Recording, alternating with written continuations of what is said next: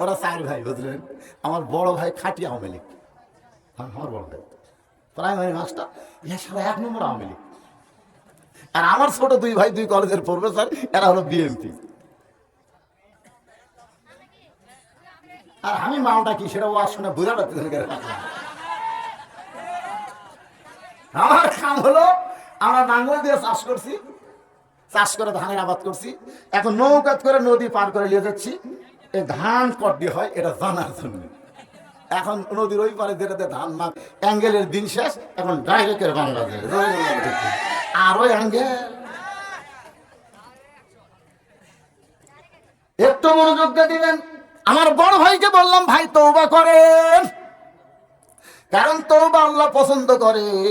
রাসূল বলেছেন, আত-তাইবু হাবিবুল্লাহ, যারা তওবা করে তারা আল্লাহর দোস্ত হয়ে যায়। সুবহানাল্লাহ বলেন। ওমর ফারুক বলে, রাখাল চাওয়ার ব্যাপারে যখন আমি ভুল করেছি আমি তওবা করি। রাখাল বলে, আপনি মূর্খ মানুষ, আপনি কেমনে তওবা করবেন? আমি তওবা করাই, আমার সঙ্গে তওবা পড়েন। এবার হযরত ওমর রাখালের কাছে তওবা পড়তেছে, যারা মাগরিবের নামাজ না পড়ে বা শুনতেছেন, ফজরের আগে যদি আপনারা মারা যান, দুনিয়ার কোনো ওয়াজ আপনাদের করে জান্নাত নিয়ে যাওয়ার পারবে না। জান্নাতে যাওয়ার চাইলে নামাজ নিয়ে কবরে যাওয়া লাগবে। ধরে কোন ঠিক কিনা? এখন যারা মাগরিব এশার নামাজ না পড়ে বা শুনতেছেন, আপনারা সবাই তওবা করেন। ফজর থেকে বাকি জীবনে একটা ওয়াক্ত নামাজ বাদ দিব না। আল্লাহ বলে, বান্দারে ফজর থেকে নামাজ বাদ দিবি না, এই নিয়ত করার সঙ্গে সঙ্গে তুই যত নামাজ না পড়ার পাপ হয়ে গেছে আমি রহমান রহিম সব মাফ করে দিলাম। তাহলে তওবা করার দরকার আছে না নাই?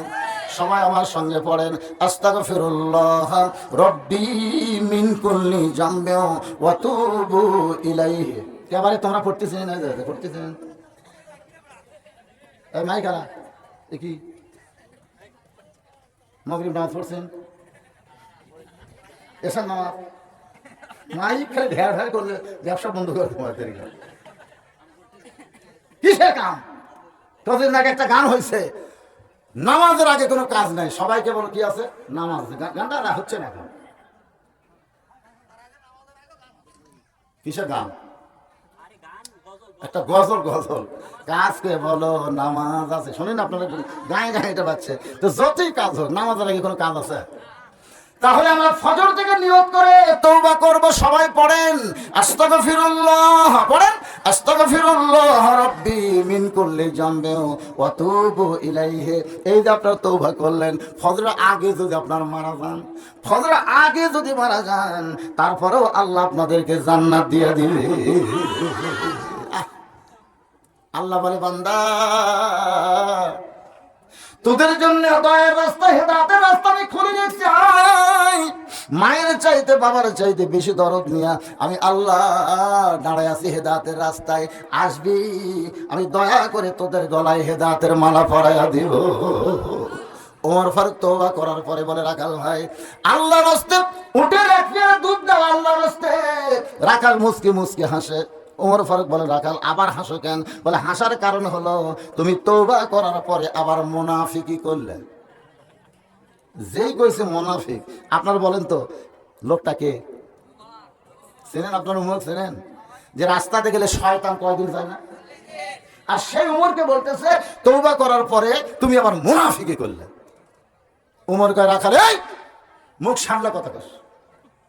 কাফের থাকবে জাহান্নামের উপর আর মুনাফিক থাকবে জাহান্নামের নিচে। সাহাবীরা বললেন, হুজুর এই মুনাফিকরা জাহান্নামের নিচে থাকবে, এরা কি খাবে?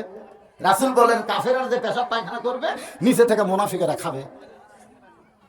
সাহাবীরা কয়, হুজুর এই বদমাইশ মুনাফিক কোন দল থেকে বাড়াবে? আল্লাহ রাসূল বললেন, আমার বড় কষ্ট হয় বলতে, শরম লাগে। কেমনে বলি? এই মুনাফিকের আবাদ হবে মুসলমানের ভিতরে। ইহুদির মধ্যে কোনো মুনাফিক নাই, খ্রিস্টানের মধ্যে কোনো মুনাফিক নাই। মুনাফিকের আবাদ হবে মুসলমানের ভিতরে। যেরকম কার ভিতর? আল্লাহ কোরআনে বলেছেন, লিমা তাকুলু মা লা তাফআলুন। রাখাল বলে, পথিক তুমি সত্যি করে বলো তো, আমি কি উটের মালিক? আমি যদি উটের মালিক হইতাম তাহলে তুমি আমাকে রাখাল কইতেছো কেন? আর যখন তুমি রাখাল বলেছো তখন তোমার মন বলতেছে আমি উটের মালিক না। আর মালিক বাদ দেন, রাখালের কাছে কেউ যদি আল্লাহ রাস্তায় চায় রাখাল দিবার পারবে